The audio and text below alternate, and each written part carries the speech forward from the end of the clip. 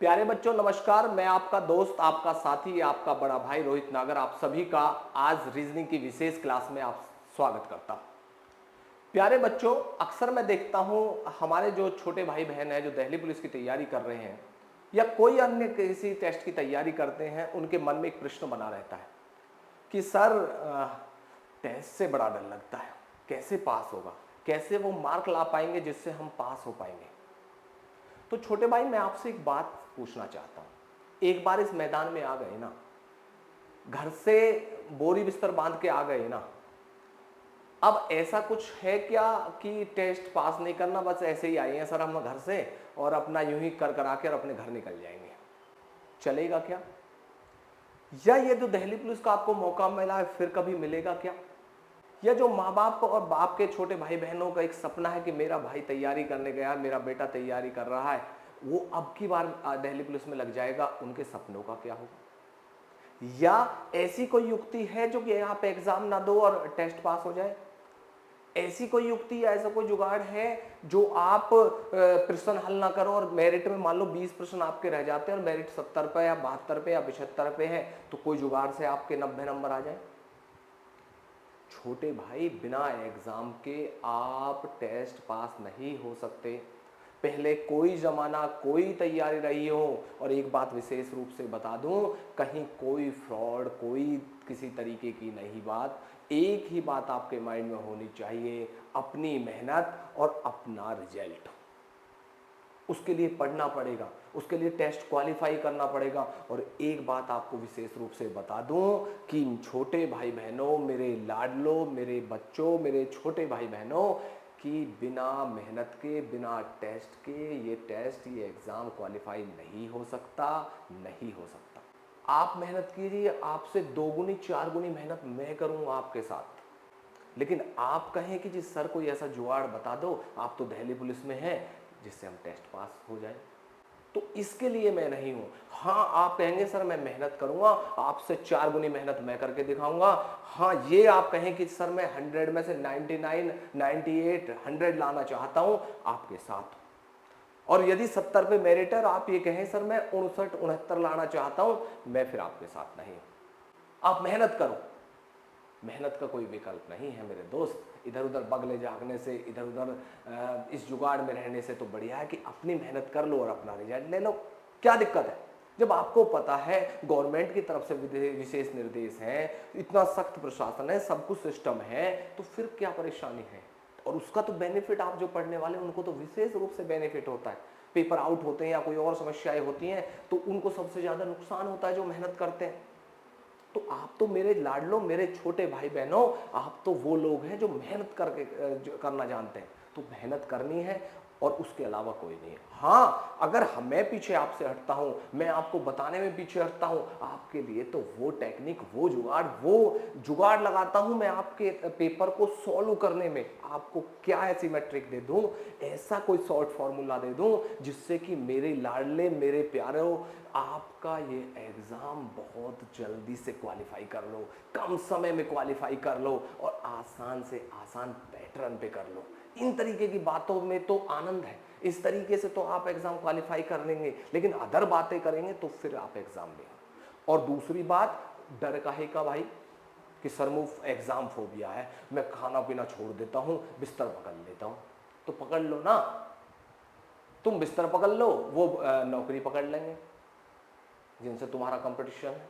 या तुम बिस्तर पकड़ रहे, तुमसे पहले तुम्हारे माँ बाप बिस्तर पकड़ लेंगे। क्या चाहते हो आप? ये चाहते हो कि वो बिस्तर पकड़ लें, या ये वो चाहते हो कि वो भी गर्व से सीना करके जिस दिन फरवरी में या मार्च तक आपका रिजल्ट आएगा, वो भी गर्व से गलियों से या जहाँ भी मोहल्ले में कहीं समाज में खड़े होंगे, बैठे होंगे, बात नहीं, जब उनके बच्चे की बात चल रही होगी, मेरा बच्चा सेलेक्ट हुआ, मेरी लाडली सेलेक्ट हुई, उस समय उनका सीना, उनका चेहरा देखिए, कितनी खुशी से लालायित और कितने खुश होते हैं। तो आप मेहनत करेंगे, आपका फायदा है, आपके परिवार का फायदा है। अगर मेहनत नहीं करेंगे, बातों में, अदर बातों में लगे रहेंगे कि जी पेपर आउट होता है, जी हमसे तो हो ना पाएगा, तुमसे ना हो पाएगा, तो फिर किससे होएगा? माउंटेन ड्यू पिलाऊं क्या? डर के आगे जीत है।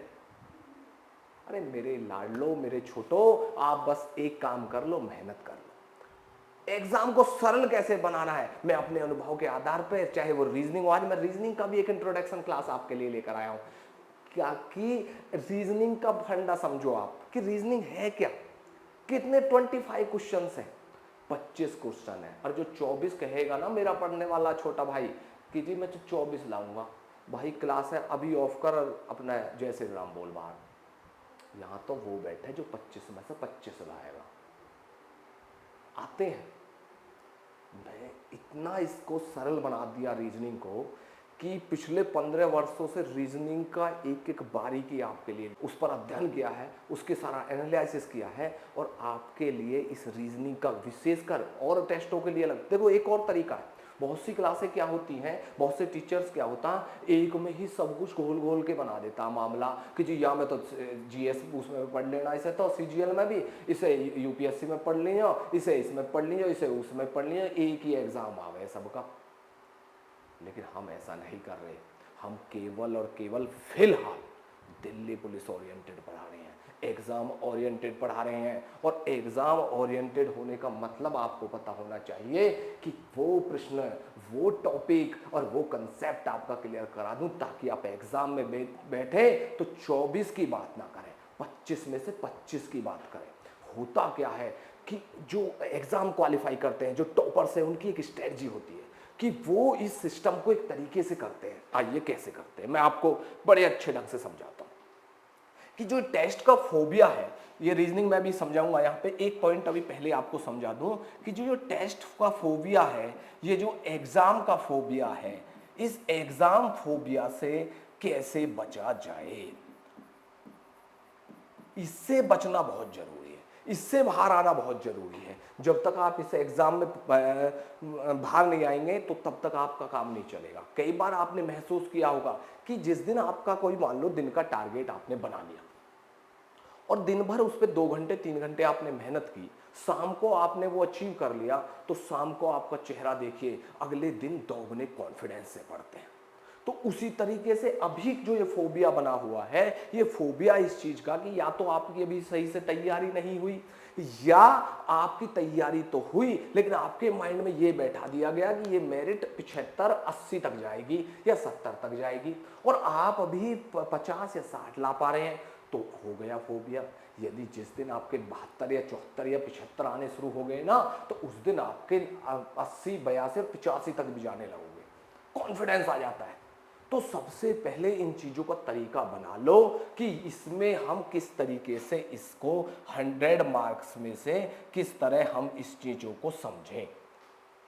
अब देखो उनकी स्ट्रेटजी का क्या होती है। इसका जो एग्जाम है ये 4 पॉइंटों में डिवाइड है। कितने पॉइंटों में डिवाइड है मेरे छोटे भाई बहनों, मेरे लाडलो? ये है 4 में। सबसे पहले मैं जीएस रख देता हूं, दूसरे पे मैं कंप्यूटर रख देता हूं,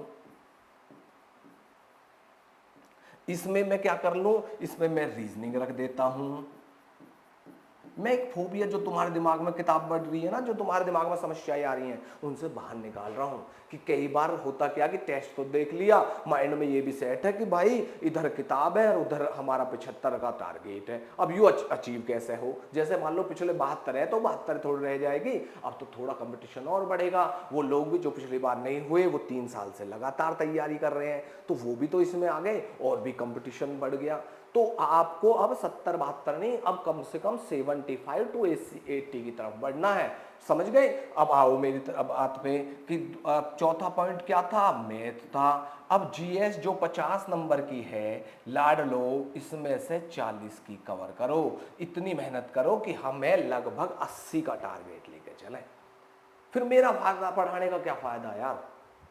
अरे 60-65 तो तुम कहीं सुन लिया होगे यार, मैं मेहनत क्यों करूं? फिर मैं मेहनत इसलिए कर रहा हूं कि मेरे छोटे भाई बहनों, मेरे प्यारे बच्चों, आपका एक भी प्रश्न गलत नहीं होना चाहिए। होता है जीएस में कुछ ऐसे सवाल वो अक्सर बना देता है कि वो नहीं हो पाता, मैं मानता हूं, तो इसमें थोड़ा सा कम कर लेते हैं, हम इसमें 40 का टारगेट बना लेते हैं। कोई दिक्कत है अभी? आओ अब कंप्यूटर जो 10 नंबर का, यहां में भैया 7 नंबर का बना लो, चलो 2-1 सवाल गलत हो जाएंगे। आइए जरा आगे को। अब रीजनिंग 25, लेकिन भैया यहां में कोशिश तुम 25 के 25 की करो। लेकिन फिर भी भाई ऐसा हो जा कई बार कि भाई गुरुजी एक दो सवाल ऊपर नीचे हो जा, तो भैया 2300 तो कतई नीचे मत चले जाना।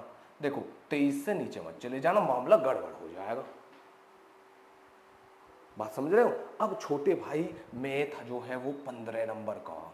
अब देखिए 40 तो ये रे, और 23 और 7 30 ये रे। अब 15 में से मैं यदि लाला 10 नंबर भी कर दूं, लाली यदि 10 नंबर भी कर दूं, तो टोटल भैया 23 और 7 30 और 10 40 और 40 80 नंबर भी हो गए। और मेरिट ज्यादा से ज्यादा 75 तक रहनी है। क्लियर बात है? जब मेरिट 80 पे जारी है और तक चले जाएगा, तो तुम तो पहले ही 80 लेके चल रहे हो। पहला पॉइंट तो पहला फोबिया तो यहां निकाल लो। देखो 10 सवाल तो मैंने यहां में वैसे ही कम कर दिए, 3 सवाल यहां में वैसे भी कम कर दिए, और देखिए 2 सवाल मैंने यहां में भी घटा दिए, और 5 सवाल देखो तुमको यहां में भी घटा रखे मैंने। बात यूं इसलिए है कि हमें ये टेस्ट भी पास करना है, हमें ये टेस्ट समझ के भी पास करना है, और टेस्ट कैसे पास होगा और उसका फोबिया भी मिटाना है। तो इस तरीके से 2-4 सवाल गलत हो गई हैं भाई, हो जाकर है, कोई बात नहीं, बट्टे का बट्टे में नाम है, मैं तो बट्टे के बट्टे लेके चल रहा हूं। पर चलो 1-2 सवाल गलत कर लो, क्या मैथ में तुम 15 में से 10 ही करोगे? और जब मैं पढ़ाऊंगा एक एक बारी की समझाऊंगा, शॉर्ट से शॉर्ट ट्रिक दूंगा, मेरे यार 15 का यू तो तुम बजाओगे लवालब 13 तक। तो आए 83 नंबर 9 आए, और मेरिट जा रही है 75। अब थोड़ी सी समस्या तब यहाँ जीके भी के में तन में से वो करोगे, लेकिन लाडलो मेरे प्यारो कि यू जो 25 का और 15 को 40 है, तुम यहाँ 40 में से 40 ही खींचो मीटर है। देखो यहाँ आओ, तुम यहाँ 40 में से 40 का मीटर खींच दो। जब तुमने 40 को 40 की लीड ले ली, और एक यहाँ 30 पे लौट रहा छोटा भाई काई का, जो अदर जगह लौट रहा मामला। लेकिन हमारे यहाँ वाला तो 40 में से 40 की टक्कर है। हमने एक टारगेट बनाया, ये वो टारगेट है, हम इसे 2 भागों में तोड़ेंगे। दिल्ली पुलिस वाले टेस्ट है, पहला भाग तो हम इसमें लेंगे जीएस पोर्शन, जिसे मैं जीएस सेक्शन ही मान रहा हूं कंप्यूटर के, वहां मैं 60 नंबर दे रहा हूं, दे दिए, और यहां मैं दे रहा हूं 40 के 40। अब 60 में से तुम 50 का लेकर चलो मेरे टारगेट, मेरे बछड़ो। अब 50 का या 45 का या 47 नंबर तक जब या तुम यहाँ में 45 भी लिया ही खींच के, अरे काट भी लिए, देख कितने काट रखे मैंने, 10 10 10 10। अरे हिंग है तो बटे के बटे ही चल रहा। यू खेल है हमारा, यहाँ पे लड़ेंगे हम यहाँ 2 तरीके से मामले बनाएंगे। एक तो बनाएंगे हम जीएस फॉर्मेट में, और एक बनाएंगे हम इसे रीजनिंग के बटे बटे फॉर्मेट में। जो बटे का बटे सेक्शन है वो है मैथ और रीजनिंग। जब तुमने इस बटे के बटे सेक्शन में 40 में से 40 कर दिए, तो तुम्हारी जो झोली है उसमें पहले ही 40 नंबर रखे हुए हैं। और अब क्या कितने खींचने, अब तो बचे क्या केवल 40, और देखिए नंबर है 60। 40 में से कितने रह गए? 35 तो वैसे ही रहेगा, नंबर है 60 अभी तो है। तो तुम पे कहा 2-4 सवाल बच रहे हैं, 2-4 गलत, 5 गलत, 10 गलत कर लो, कहा होगा। तो फिर भी तुम कितने पे जा रहे, तब भी तुम 80+ पे जा रहे हो लाडलो। तो डरने का फोबियाज निकाल लेना मन में। एक चीज तुम्हें पार लगाएगी, बटे का बटा सेक्शन, खंड जो यू दूसरे वाला। पहला थोड़ा बहुत कुछ करंट के सवाल ऐसे रख दे, कुछ जीएस के रख दे, कुछ करंट के रख दे, तो उसके कंप्यूटर के। तो आप क्या करना कि हमें इन सेक्शनों से बचता हुए, गलती कम हो वहां से करते हुए, लेकिन वो भी टारगेट हमें कितने का रखना है, कम से कम 50 या थोड़ा सा हल्का 45 तक। चाहे 10 सवाल गलत हो या 5 और 2-4 गलत हो भी जाते हैं, लेकिन यह जो बटे का बटा खंड रहेगा नंबर पार्ट 2, वहां में गलती मत करना। अगर वहां गलती कर जाते हो तो फिर चूक जाते, क्योंकि बालक कंप्यूटर इसमें मैथ में और रीजनिंग में बहुत कम गलत करता है। बात समझ गए आप मेरी? तो अब मेरी इधर आ जाओ। अब बात करता हूं मैं आज आपके, अब जो मैं नया सेक्शन आपके स्टैटिक जीके आपको चलाता रहूंगा बार बार, साथ के साथ ही अभी मैं एक रीजनिंग आज इंट्रोडक्शन क्लास, क्योंकि साथ के साथ हम रीजनिंग, क्योंकि हमें सिलेबस भी तो पूरा करना है, साथ के साथ आज मैं रीजनिंग की क्लासेस भी। और रीजनिंग देखो क्या करके लाया हूं मैं, पहले आपको समझाता हूं। देखो जो बटे का बटे सेक्शन, यहाँ में हमारा रीजनिंग जो रहेगा वो बटा का बटा सेक्शन दे होता था ना। आप जब 8वीं 9वीं 10वीं में होकर रहे, और जब तुम्हारे 10 में से 10 आकर रहे, तो तुम घर कितने उछलते हुए आकर रहे, वह कौन मिले रहे, वह पापा या चाचा मिले रहे, और पड़ोसी अभी यूं हला के दिखा रहे, वाह बेटा बेटा कितना है, 10 में से 10। अगर भाई 2 रह जाते तो दिखाओ जेब में धर के लाओ, आज टेस्ट ना हुआ जी। समझ गए? और जब 10 में से 10 हाथ पड़ोसी भी झूम के दिखा दी बेटा 10 में से 10 है। तो मेरे कहने का मतलब आपसे है कि रीजनिंग और मैथ जो सेक्शन होएगा वो भैया हम खेलेंगे बटा का बटा, मैथ और रीजनिंग, क्योंकि रीजनिंग जो है वो मैथ की छोटी बहन है। देखो ना, जब एक स्कूल को एक भैया और एक उसकी बहन बैग टॉक के सुबह सुबह जा रहे हैं, तो मैथ वाला जो है भैया है, रीजनिंग या की छोटी बहन है। तो ये दोनों क्या है, एक ही कुल के हैं, और एक ही कुल के हैं तो हमारा भी इन पे फॉर्मूला एक ही चलेगा, और फॉर्मूला का नाम रहेगा बटा के बटा। कर देखते हैं दिल्ली पुलिस का टेस्ट कैसा ना लिखा है मेरे यार, टेस्ट है मेरे यार, मेरे लाडलो, टेस्ट ना निकले वाला, ऐसा हो नहीं सकता, नौकरी ना मिले भाई। जिसका नू करता हो ना आज के बाद, जो मेरे पास है, जो मेरे साथी हैं, अगर कोई यूं कहवे कि जी सर मैं टेस्ट ना निकल पाया, तो भैया लीव कर दीजिए चैनल है, मुझे नहीं मतलब, यहां तो रहेगा जहां नौकरी लेनी है, क्लियर है? और बटा का बटा सेक्शन लेनी है, ये ना नौकरी ले लीजिए 70 रुपए में, ये टाइम तो 72 लाए हैं। यहाँ तो वे चलेंगे सर 90, सर 95, तो वो आ जाओ यहाँ तो मैदान में। अब हम दिखाए, पर हम जो बोल रहे हैं वो कॉन्फिडेंस से बोल रहे हैं भैया, पुराना अनुभव बोल रहा हूँ, इतने टेस्ट पास करे हैं वो चीज बोल रही है, या यूं ना मैं हवा में गोली चला रहे भैया, मेहनत करिए लाइफ में, तो मेहनत आपके साथ करूंगा और इस बार नौकरी दिला के छोड़ूंगा। आओ जरा कैसे कैसे मामला। रीजनिंग, शुरुआत करते हैं हम रीजनिंग से।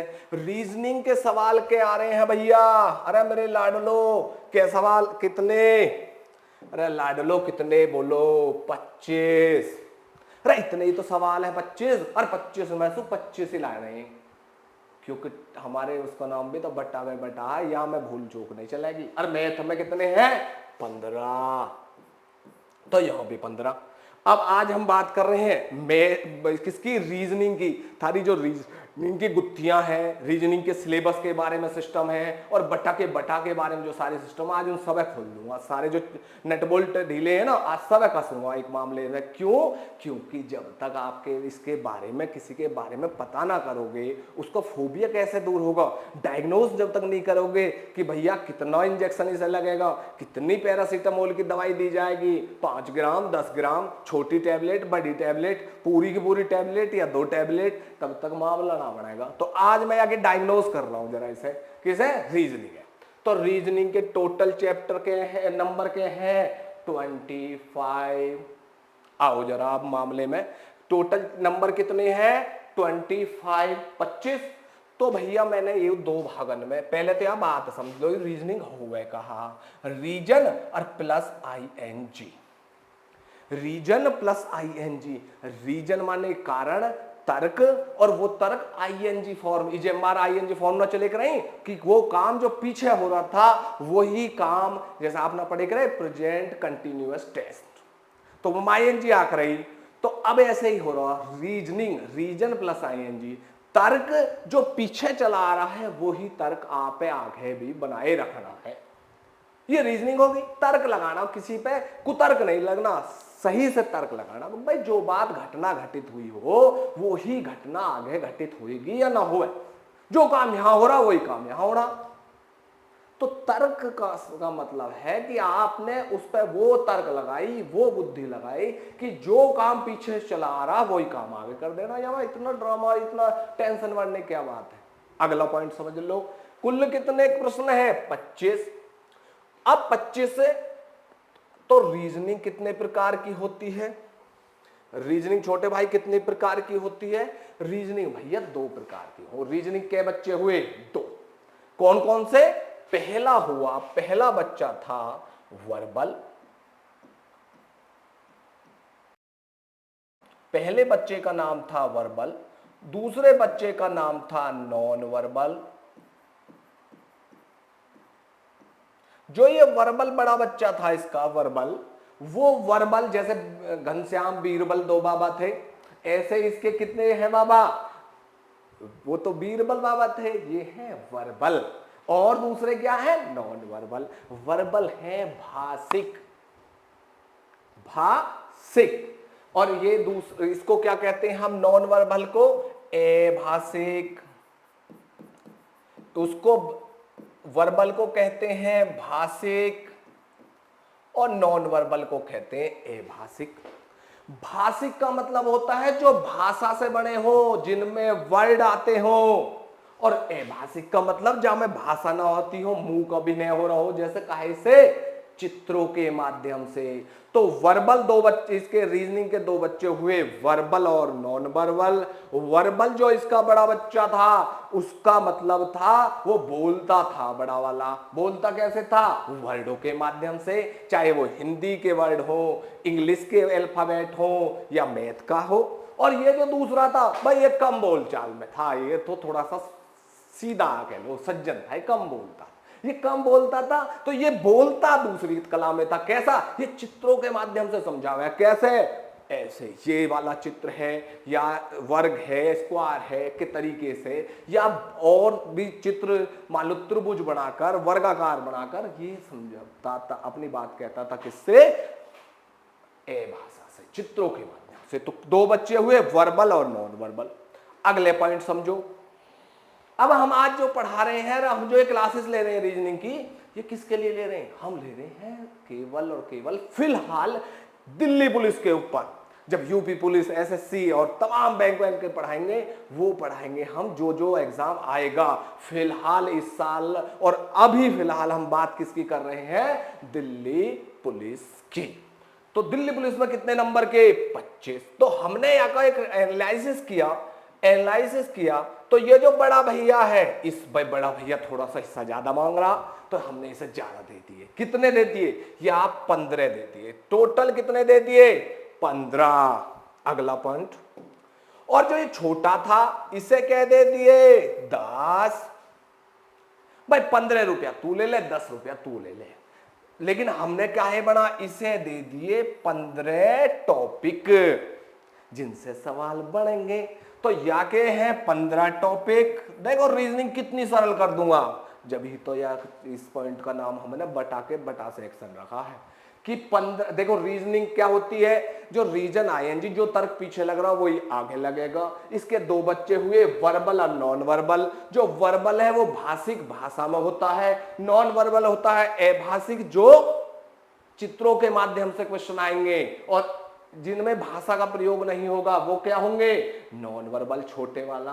कुल नंबर कितने लेने हैं, 25 में से 25। और भाषिक जो है पहला टॉपिक, उसके लिए कितने रख दिए हमने, 15 टॉपिक। पर छोटे भाई को लिए हमने रख दिए 10। है तो गलत, पर कोई बात ना, 15 और 10। हालांकि जो ज्यादा होना चाहिए वो छोटे भाई के लिए होना चाहिए, लेकिन छोटे भाई को थोड़ी देर बाद मना लेंगे, कोई बात ना, भाई तो भाई होता है यार। लेकिन अभी क्या कर रहे हैं, हमने 15 दे दिए और 10 दे दिए यार।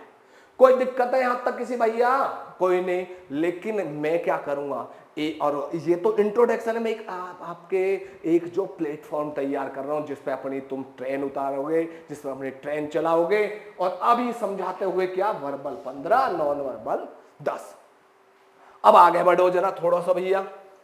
ये जो टोटल 10 हैं, दो ये टोटल 15 हैं, बड़े भैया के वर्बल के, जो ये बड़े भाई के 10 नंबर हैं, ये बड़े भाई के जो 10 हैं, इसे बोलते हो आप वर्बल।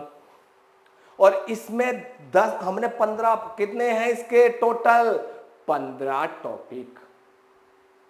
और इन 15 टॉपिकों का नंबर क्या है, सबसे पहला एनालॉजी, सादृश्यता। सा माने समान, दृश्य माने दृश्य दिखाई देते हैं, या समानता, या एक इसे ये भी कहते हो आप समानता। कोई दिक्कत, पहला टॉपिक कह लो, पहला चैप्टर कह लो, या इसका पहला बच्चा कह लो, या कि टोटल 15 बच्चे ऐसे मान लो, मतलब समझने का फॉर्मेट। तो सबसे पहला जो चैप्टर हमने क्या किया, देखो 25 सवाल आएंगे, और 25 में से हमने इसे दो भागों में बांटा, वर्बल, नॉन वर्बल। और 25 को भी दो भागों में बांट दिया, 15 बड़े वाले दे दिए, 10 वाले में दे दिए। इसे मतलब रीजनिंग को हमने दो सेक्शनों में तोड़ दिया, वर्बल, नॉन वर्बल। और 25 नंबर को एक एक पॉइंट इस तरीके से बता दिया, उसका सारा कंसेप्ट, उसका तरीका, उसकी सारी हिस्ट्री, ज्योग्राफी एक एक तरीके से खोलेंगे। और अभी इंट्रोडक्शन क्लास है, जब चैप्टर पढ़ाऊंगा पूरा, एक चैप्टर एक सवाल, 25 चैप्टर 25 सवाल, खत्म।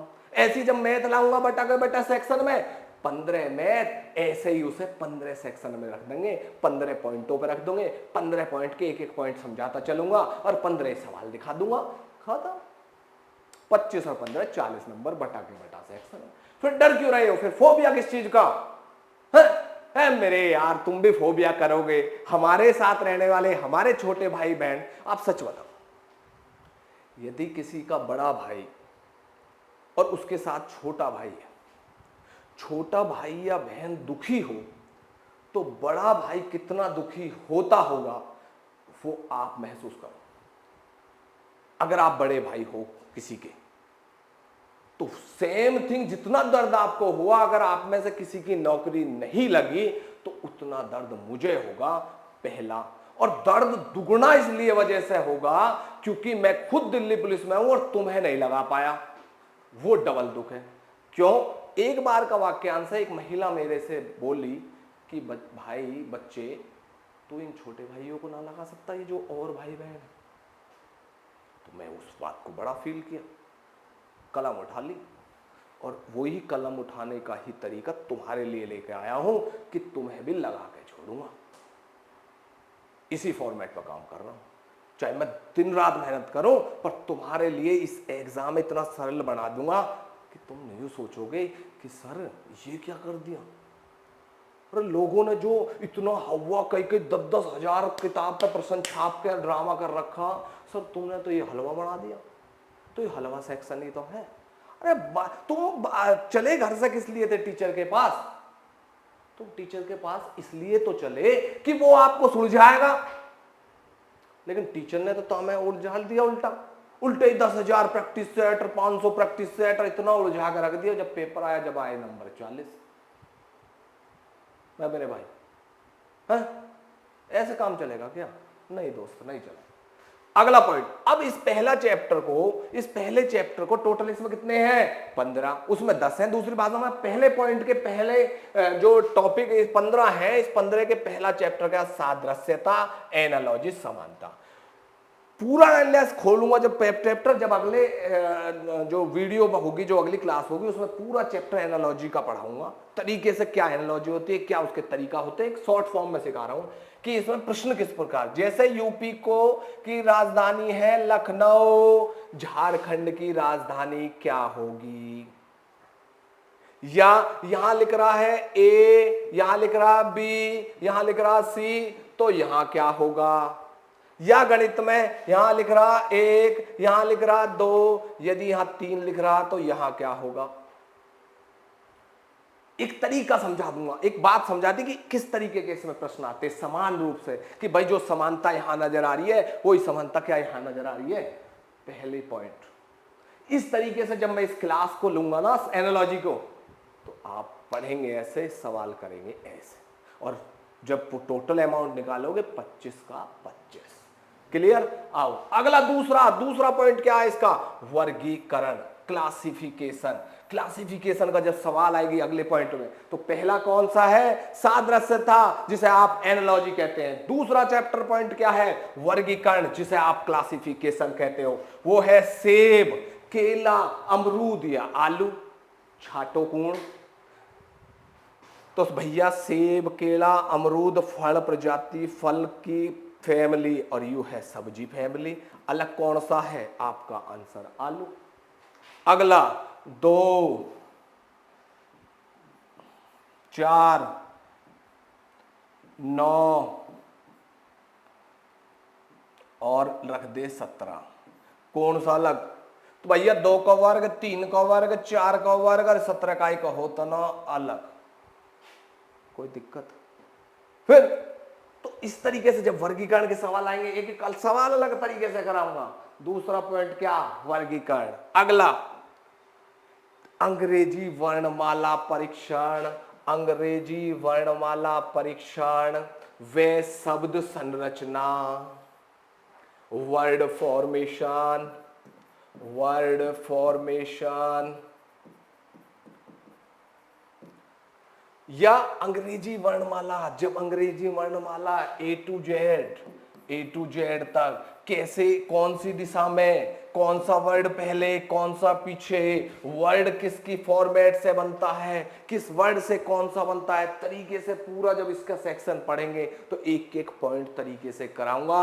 अभी हम इंट्रोडक्शन क्लास चल रहे हैं कि कौन सा टॉपिक है उसे बताते हुए आपको फिलहाल चल रहे हैं। तो तीसरा प्रश्न क्या हुआ, अंग्रेजी वर्णमाला परीक्षण व शब्द संरचना से संबंधित प्रश्न इस खंड में आएंगे, इस चैप्टर में। अगला शब्दों का तार्किक क्रम, चौथा पॉइंट क्या रहेगा, शब्दों का तार्किक क्रम क्या रहेगा। मान लो वर्ड के तरीके ही सवाल गणित के रहेंगे, शब्दों में रहेंगे, अलग अलग तरीके से शब्दों के तार्किक क्रम को भी वो उस चैप्टर में हम एक एक प्रश्न आपको तरीके से कराएंगे। पांचवा पॉइंट, पांचवा कोडिंग और डिकोडिंग, जैसे ईयर, ईयर को RAE लिखा तो पार को क्या लिखेंगे, ये पलट दिया वो भी पलट दिया, कहीं आपका CDE लिखेगा तो अगला EDC लिख दिया, कुछ भी मतलब इधर का उधर, दो अक्षर आगे दो अक्षर पीछे। कोडिंग डिकोडिंग की जब अभ्यास कराऊंगा तो एक एक प्रश्न बड़े तरीके से आपको समझाऊंगा। अगला श्रृंखला परीक्षण 2, 4, 6, 8, यहां क्या आएगा, 1, 3, 9, 7, यहां क्या आएगा। हर तरीके का प्रश्न, चाहे वो आगे पीछे ऊपर नीचे दाएं बाएं जहां से भी पड़ेगा, एक एक प्रश्न को बड़े तरीके से समझा दिया जाएगा। अभी हम करा रहे हैं आपको टॉपिक, कैसे कौन से टॉपिक आएंगे, रीजनिंग में होता क्या है, एक एक खंड एक एक सेक्शन बड़े तरीके से समझाऊंगा। अगला पॉइंट, औपबंधिक संख्या नंबर 7 पॉइंट, नंबर 7 चैप्टर कह लो आप रीजनिंग का। औपबंधिक संख्या अक्षर प्रतीक, जैसे 1 2 3 5 4 3 2 1 5 2 5 1 4, इनमें 5 कितनी बार, प्रश्न बनेगा 5 कितनी बार, कितने ऐसे 3 हैं जिनसे पहले 4 बाद में 2।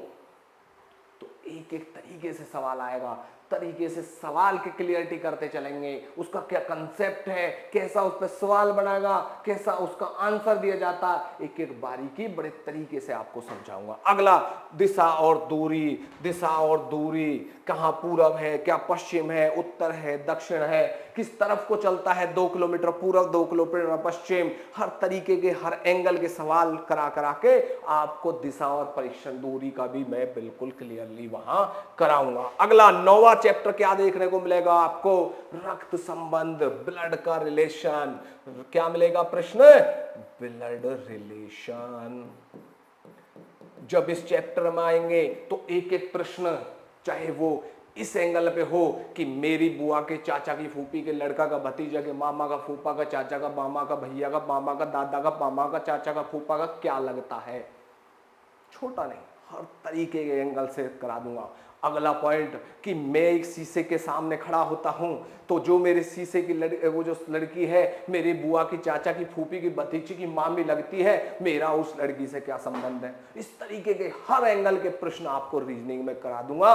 और साथ के साथ मेरे छोटे भाई बहनों, हम जो बटे के बटा सेक्शन खेलेंगे उसमें आपके 25 में से 25 की गारंटी लेके चलेंगे। और अगर कोई 24 या 23 बोलेगा और जो 22 बोलेगा ना भैया, उसे तो मैं एक बार जरूर मिलूंगा भाई, उसके तो मारा भी डालेंगे भाई, क्योंकि यहाँ 22 वाला रौला नहीं भाई, हद मार के एक आध कोई भूल चूक से तो 24, 22 वाला नहीं, माफ भाई। अगला रहेगा, अगला क्यों, क्योंकि मैं ये नहीं कहता इंडिया का किसी टीचर को ले आए, क्योंकि सभी टीचर अपने आप में बेस्ट है, लेकिन इतना अवश्य कहता हूं कि भाई 19 नहीं मिलेंगे, चिंता करने की कोई बात नहीं है। क्यों, क्योंकि अनुभव है, क्योंकि टेस्ट पास करने का अनुभव है, और आपको सरलतम लघुत्तम महत्तम वाला सरलतम नहीं, बिल्कुल सरलतम करा दूंगा, चिंता मत करो। अगला आ जाओ, क्रम व्यवस्था परीक्षण। अगला पॉइंट करेंगे हम क्रम व्यवस्था, जो 10वां चैप्टर रहेगा, क्योंकि 15 करने हैं ना, तो वो रहेगा क्रम व्यवस्था पढ़ना, ऊपर से नीचे कितने स्थान पर बैठा है, दाएं से बाएं कितने पे है, वो उठ के वहां चला गया, या इंग्लिश में ABCD ऊपर नीचे करके, तो हर एंगल से आपको सवाल करा देंगे। बैठने का व्यवस्थीकरण, मेज पे 4 आदमी बैठे हैं, अगला पॉइंट बैठने का व्यवस्थीकरण कि 4 आदमी एक टेबल पर बैठे हैं, उसका मुंह दाएं की तरफ है, उसका बाएं की तरफ है, सरला का मेज के मध्य वाले व्यक्ति के बिल्कुल बिल्कुल सामने है तो बताओ राम के दाएं कौन और सीता के बाएं कौन। किस तरीके के किस भी एंगल में प्रश्न आएगा तो एक एक पॉइंट को कराता हुआ चलूंगा जब चैप्टर में पढ़ाऊंगा। अभी आपको मैं केवल और केवल इंट्रोडक्शन क्लास दे रहा हूं मेरे भाई। अगला बार बार गणित की सक्रियाएं, गणित से कैसे सवाल बनते हैं, गणित के हर एंगल का सवाल, और चाहे सरलीकरण का मैथ का हो, संख्या पद्धति हो, किस तरीके का भी मैथ की सक्रियाएं, उल्टा सीधा जैसे भी आएगा, गणित की एक एक सक्रियाएं और तर्क शक्ति को मैं उस चैप्टर में एक एक पॉइंट को आपको क्लियर करा दूंगा। नंबर 13 लुप्त पदों को भरना।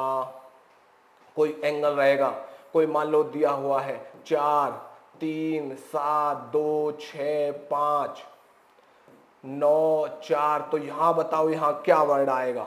इस तरीके के लुप्त पदों को भरना उस चैप्टर में, हर एंगल के चैप्टर, चाहे यहां पूछे, बीच में पूछे, दाएं पूछे, बाएं पूछे, हर एंगल से आपको ऐसा सिखा दूंगा कि कहीं से कोई प्रश्न आए। और छोटे भाइयों, दिल्ली पुलिस में तो तुम लग ही जाओगे, उसके बाद यदि आप सीजीएल का या अन्य कोई और अपर का भी, सीपीओ का भी टेस्ट दोगे तो रीजनिंग वहां भी खेलोगे। वाह सर वाह, कमाल हो गया जी। तो अगला चैप्टर क्या रहेगा, नंबर ये तो 13 पे लुप्त पद होगा। अगले पासा को जब मैं पढ़ाता हुआ आपके लिए लेकर आऊंगा, जब पासा को समझाएंगे तो एक एक एंगल से आपके पासा को क्लियर करा दूंगा। तो चिंता की कोई बात नहीं। पासा कितने पासा तरीके का होता है, कैसे पासा के नंबर्स बताने हैं, कि पासा के ऊपर कौन सा अंक है, दाएं कौन सा है, बाएं कौन सा, हर एंगल से पासा का तरीका मैं करा दूंगा। और तो और ऐसी शॉर्ट ट्रिक से आपको करा देंगे कि आपको परेशान नहीं होना पड़ेगा। क्लियर? आओ अगला पर, और लास्ट वाला 15वां जो इस फर्स्ट का किसका था, फर्स्ट कौन सा था, वर्बल वाला। फर्स्ट कौन सा था, वर्बल, जिसके कितने हमने 25 में से कितने दे रखे हैं, 15, और उसका 15वां है वेन आरेख, वेन डायग्राम। वेन डायग्राम के जब प्रश्न आएंगे, एक एक प्रश्न को बड़े तरीके से हम करते हुए चलेंगे, और इसके टोटल जो नंबर हो गए वो हो गए 15। 15 में से जल्दी जल्दी आप फिर से एक बार देख लो, फिर से आप एक बार देख लो कि इसके जो टोटल चैप्टर रहेंगे वो रहेंगे 15। Reasoning 2 type, verbal, non verbal. Verbal के फर्स्ट वाले बड़े बच्चे के 15, टोटल 15, हमने 25, 15 इसको दिए, 10 उसको दिए। 15 का पहला चैप्टर रहेगा सादृश्यता, एनालॉजी। दूसरा चैप्टर रहेगा वर्गीकरण, क्लासिफिकेशन। अगला पॉइंट रहेगा तीसरी परीक्षा जो हम क्लास लेंगे वो करेंगे अंग्रेजी वर्णमाला परीक्षण और शब्द संरचना। चौथा रहेगा शब्दों का तार्किक क्रम। 5वां रहेगा कोडिंग डिकोडिंग, जिसे आप कूट लेखन या कूटवाचन कहते हो। छठा रहेगा श्रृंखला का परीक्षण। अगला पॉइंट रहेगा आपका औपबंधिक संख्या, अक्षर और प्रतीक। नंबर 8 पढ़ेंगे हम दिशा और दूरी। 9 नंबर पढ़ेंगे रक्त संबंध या ब्लड रिलेशन। अगला पॉइंट 10 नंबर पे पढ़ेंगे क्रम व्यवस्था परीक्षण। 11 पढ़ेंगे बैठक व्यवस्थीकरण, और 12वें पढ़ेंगे गणित सक्रियाएं और तर्क शक्ति। और अगला 13वां लुप्त पदों को भरना। 14 पे पढ़ेंगे हम पासा। 15 पे पढ़ेंगे हम वेन आरेख। तो इस तरीके से पहला सेक्शन, पहला खंड हमारा समाप्त हो जाएगा। 15 सवाल, 15 प्रश्न फर्स्ट सेक्शन से। अब बात करते हैं हम सेकंड प्रश्न की। तो हम सेकंड पढ़ेंगे अभाषिक, जिसमें टोटल प्रश्न कितने रहेंगे, 10। और हमने सेक्शन के जो पॉइंट बना लिए हैं आपके, या क्लास बना ली, या कक्षाएं बना ली, वो के चैप्टर बना ली, वो कितने बना लिए हैं, वो भी 10। तो देखेंगे दूसरे जो बच्चा था वो तो अभाषिक जिसमें भाषा का प्रयोग ना हो, चित्रों के माध्यम से, चित्र के माध्यम से, इमेजेस के माध्यम से हम इस चैप्टरों को करेंगे, और उसी पे आधारित प्रश्न रहेंगे। टोटल रहेंगे 10, और 15 + 10 कितने हो जाएंगे, 25। पहला रहेगा सादृश्यता। ये वर्बल में भी सादृश्यता, एनालॉजी, उसमें क्या था, उसमें अक्षर के माध्यम से, प्रतीक के माध्यम से, या अंग्रेजी वर्णमाला के अक्षर के माध्यम से सादृश्यता या समानता के प्रश्न थे। यहां पर सादृश्यता नॉन वर्बल वाले चैप्टर की है, इसलिए सादृश्यता या समानता के जो क्वेश्चन होंगे वो भी आपके किस तरह के रहेंगे। मान लो इसमें ये है छोटा, मैं अभी समझाने के तौर पर समझा रहा हूं आपके, तो यहां कौन सा आएगा मेरे भाई, यहां ये आ जाएगा क्या, यहां ये आ जाएगा क्या, बिल्कुल नहीं। कौन सा आएगा, यहां भी ये यही आएगा। समानता मतलब जो है काम यहां हो रहा वही काम यहां कर दो, एक बार समझाना तो तरीका चाह, फिर क्वेश्चन की हार्ड बनाते चले जाएंगे, क्या दिक्कत। दूसरा वर्गीकरण, 1 मान लो ये है, 2 मान लो ये है, 3 मान लो ये है, और 4 मान लो ये है। कौन सा अलग है, चित्रों के माध्यम से सब दिख रहा भैया ये है, ये समाहानी है। एक बात समझाना चाह रहा हूं, वर्गीकरण हम इस तरीके से जब चैप्टर आएगा वह तरीके से क्वेश्चन लेंगे, प्रीवियस लेंगे और तरीके से कराते हुए चलेंगे ताकि कोई प्रश्न आपका ना छूटे। अगला श्रृंखलाएं, वो भी चित्रों के माध्यम से कि ये श्रृंखला के बाद ये हुआ, इसमें त्रिभुज बना, जैसे मान लो इसमें त्रिभुज बना, अगली बार चतुर्भुज बनेगा तो भैया यहाँ पंचभुज बनेगा, मान लो ये पंचभुज बनेगा, यहाँ कितना बनेगा भाई, यहाँ षष्ठभुज बनेगा, तो अगले में मान लो सेवंथ वाला बन जाएगा या अष्टभुज बन जाएगा। तो एक तरीके से श्रृंखला चलती हुई चली जाएगी। इस तरीके से इसमें हम श्रृंखला पढ़ेंगे, वो भी चित्रों के माध्यम से। अगला आकृति, मान लो कोई दी हुई है आपको आकृति, मान लो आपको ऐसे दी हुई है और फिर ये दी हुई है, तो वो पूछेगा भाई यह आकृति है पूरा करो, 1 2 3 और 4 ऐसे आकृति पूर्ति या निर्माण। तो जब हम वहां आएंगे तो इनमें 4 आकृति आपको दी होंगी, तो कौन सी आकृति इसमें आएगी आपका आंसर हो जाएगा। एक एक आकृति का तरीका हम जब क्लास इसकी लेंगे वहां पूरा करा देंगे। अभी आपको इंट्रोडक्शन क्लास करा रहे हैं। साथ ही सन्निहित आकृतियां कि भैया ये प्रश्न दिया होगा कि भाई इसमें से कौन सी आकृति 1 2 3 और 4 कौन सा इसमें ये चित्र इसमें शामिल है, किसमें ये चित्र शामिल है, किसमें ये चित्र शामिल नहीं है। हर एंगल से आपको मैं समझाता हुआ चलूंगा कि भाई जैसे ये चित्र दिया, कौन से चित्र में ये चित्र बन सकता है, या मान लो ये प्लस की आकृति आपको दे दे। एक मिनट समझो जरा, ये मान लो प्लस की आकृति देखे तो कहे किसमें ये प्लस बन रहा है। इस तरीके की आकृति, सन्निहित आकृतियों का चैप्टर हम इस चैप्टर में आपको करा देंगे। आपको परेशान नहीं होना पड़ेगा। अगला जो पॉइंट रहेगा, अगला जो चैप्टर रहेगा, आकृतियों की गिनती। भाई कितने इसमें त्रिभुज है, कितने इसमें त्रिभुज हैं, कितने इसमें वर्ग हैं, कितने इसमें वर्ग हैं। तो हर तरीके के एंगल की आकृतियां गिनती का तरीका शॉर्ट ट्रिक के माध्यम से मैं आपको करा दूंगा। परेशान नहीं होना है छोटे भाई। आगे आओ, अगला दर्पण में चल प्रतिबिंब कि कोई मिरर है तो मिरर में चित्र कैसा दिखाई देगा। वाटर इमेज होगी, जब वाटर इमेज का प्रश्न आएगा, वाटर इमेज के प्रश्न में वाटर के इमेज जब आएगी तो वहां पर कैसा चित्र दिखाई देता है कि मान लो एम में तो यहाँ जल प्रतिबिंब में कौन सा दिखाई देगा, दर्पण में एम कैसे दिखाई देगा।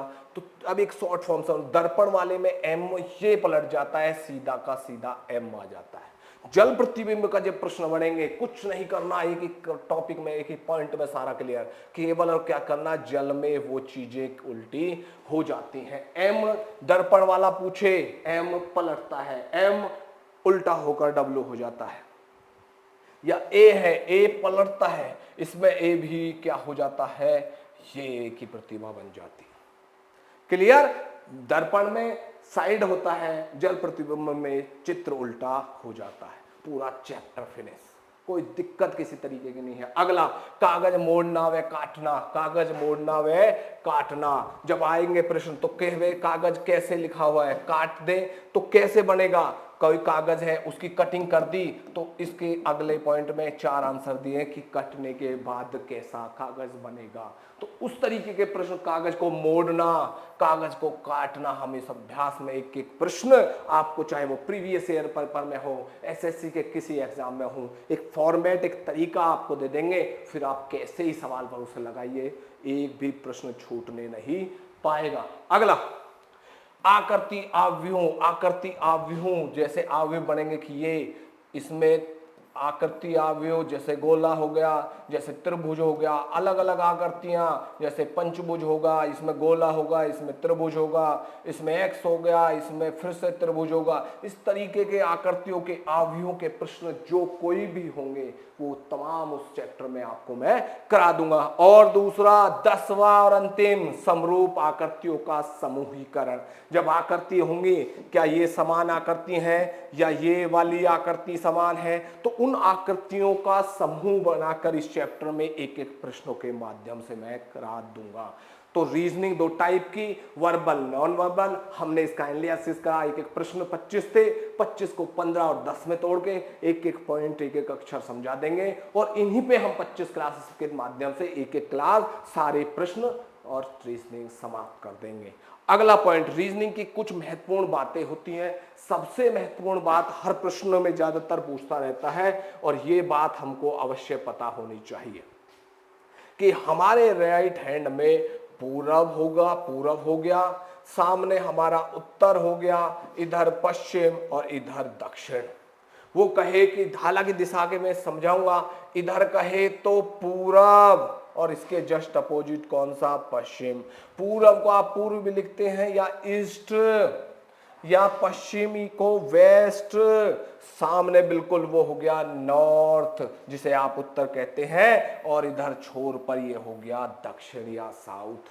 दूसरा इधर समझ लीजिए शॉर्ट फॉर्म में, ईस्ट, वेस्ट, नॉर्थ और साउथ, ये हमें पता होनी चाहिए।